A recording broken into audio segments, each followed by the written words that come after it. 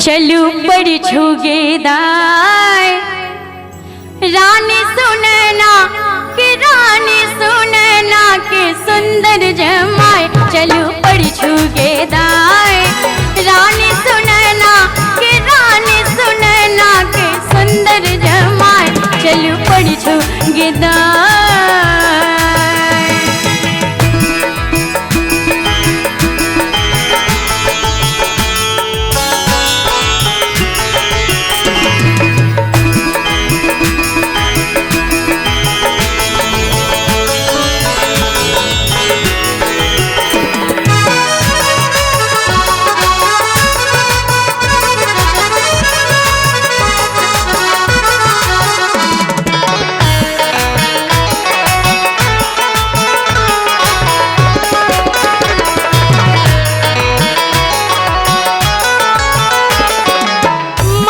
मुकुट भान चंदन सुहाय माथे मुकुट भान चंदन सुहाय।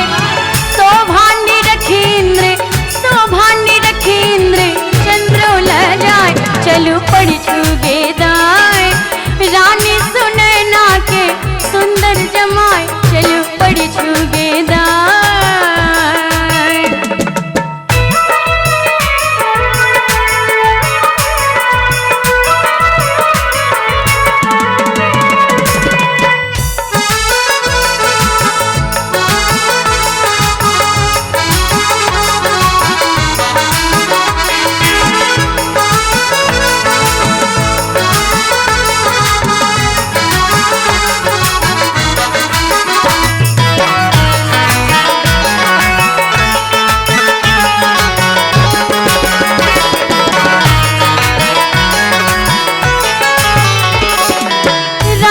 जनक द्वार बाजे बधाई राजा जनक द्वार।